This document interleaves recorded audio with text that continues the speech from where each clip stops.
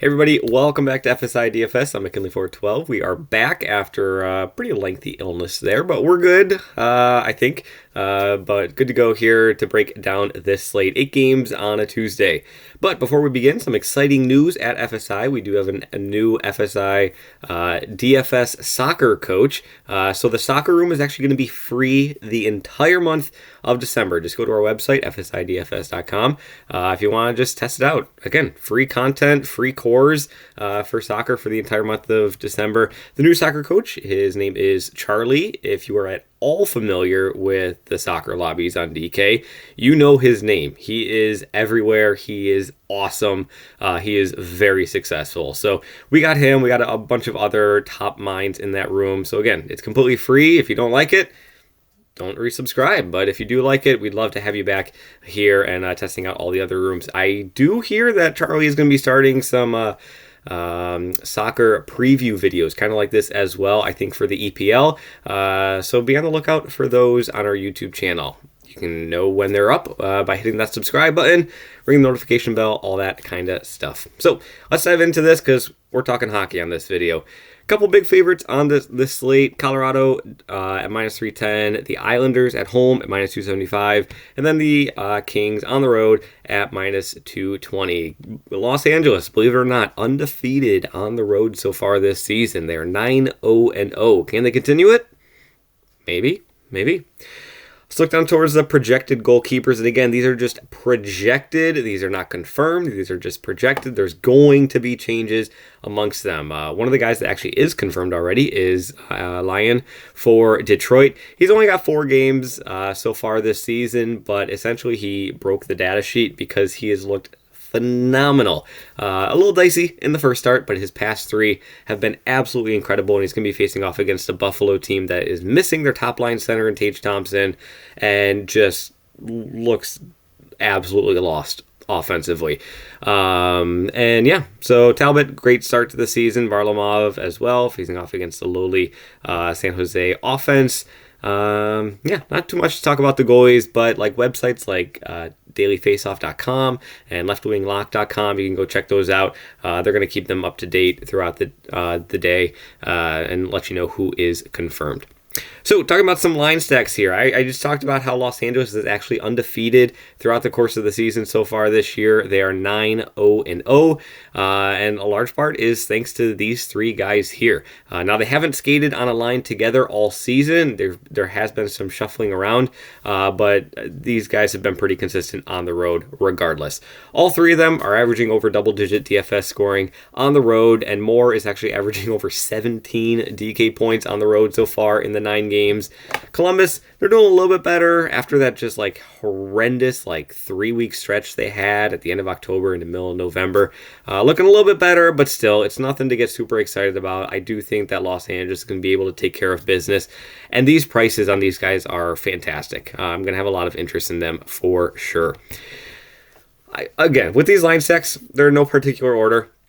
Also, Colorado's top line of Rantanen, McKinnon, and Nichushkin, obviously in play. I didn't feel like I needed to put that in here with them being such a big favorite, but salary is also an issue because they are so expensive. The Islanders and our team I didn't really want to focus on too much just because San Jose, everybody seems to be picking on San Jose. It's just kind of what we do. Although San Jose, I'll give them credit. They have looked a lot better here as of late, but it was mainly bet on home ice. Can they do it on the road?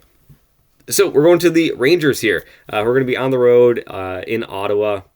Rangers a minus 135 favorite, and we're going to get a great special teams matchup here for the Rangers.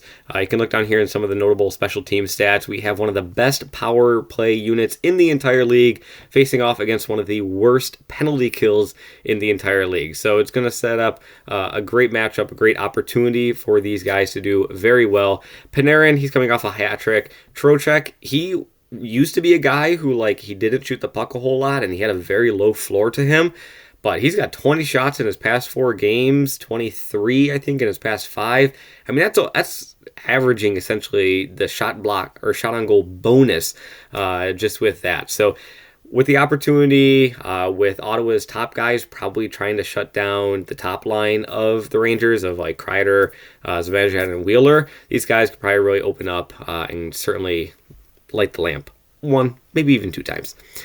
Vancouver here, I just realized I didn't write any notes here, but Vancouver, New Jersey, it is worth mentioning that this is the highest over-under on the entire board. We do have a 7 here, which is rare to get a 7. It's not super uncommon, but we haven't seen one, I don't think, in a little bit here. But Vancouver and New Jersey, both high-power offenses. And New Jersey, if they do go with Vanacek in net, even if they go with Schmid in net, both of those guys have really struggled on the back end. New Jersey has been playing very, high-scoring games. They played a lot of 4-3, 5-4 kind of games all throughout the course of the season. And Vancouver at home, they've been fantastic. One of the best offenses in the entire league. Brock Besser, Miller, and then Quinn Hughes rounding it off as defense. And much kind of like Colorado, it is going to be very pricey to jam these kinds, get a full stack of Vancouver. But there is a little bit of value, not a whole lot, not as much value as we saw here on Monday night, but there is some value. So let's head over to the individual plays. And again, these are not all the individual plays. Here's just some of them that I do have some interest in. I did want to get some correlation with them as well. But McKinnon and Rantanen, already talked about them. You compare them with Nichushkin. Check to see if Makar is going to be in. He is day-to-day. If he's not in, one of those cheaper Colorado guys is certainly going to see a boost in minutes, in role, in opportunity, in power play unit, all that kind of stuff. So Colorado, biggest favorite on the board at home. Great matchup. McKinnon in cash games is probably going to be extremely popular just because of the floor that he brings. And, he's actually got one of the better matchups in the entire on the entire slate to go along with it. Going back to Vancouver here, if you don't want to go with Miller, you could go with Pettersson. I would completely understand that if you do want to switch those two guys up.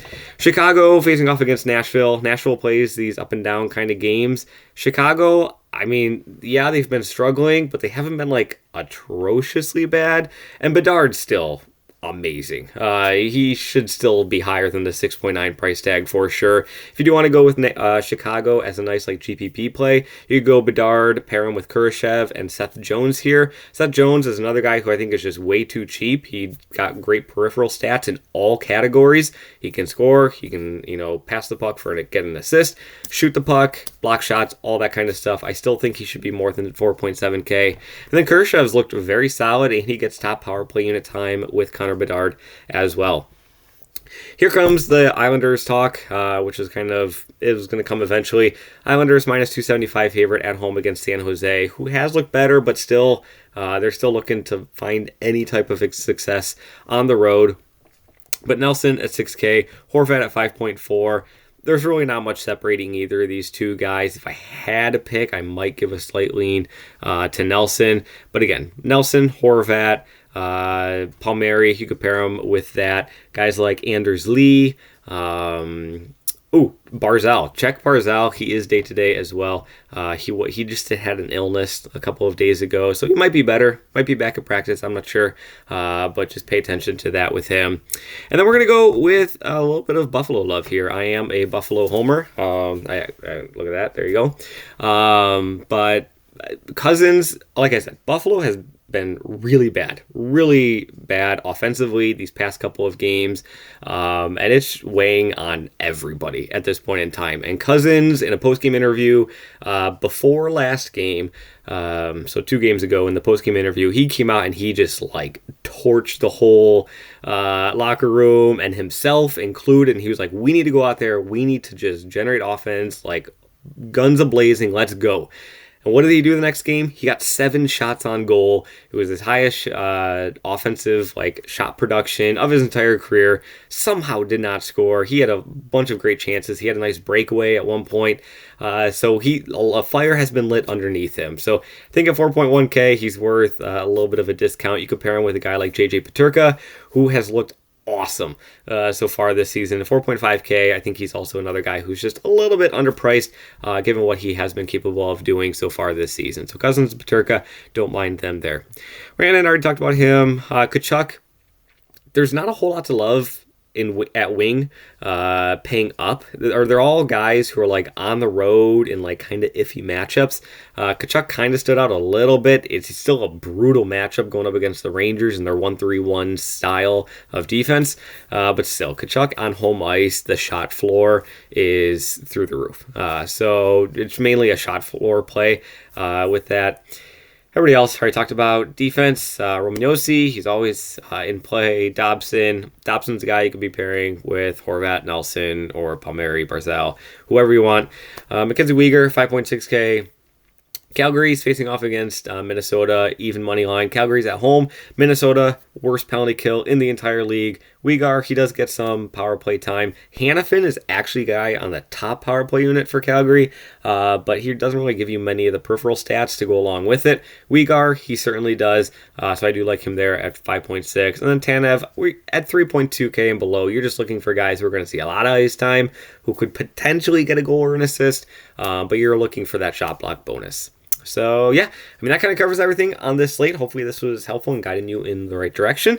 And again, keep a lookout for those soccer videos that are going to be coming out from Charlie here at FSi. And again, the soccer room is completely free all of December. Go to FSi DFS.com. And yeah, so look at that. We made it. I didn't even cough once. That was incredible. So maybe we are on the mend here. So good luck in your contest. As always, thanks for watching, and we'll see you tomorrow.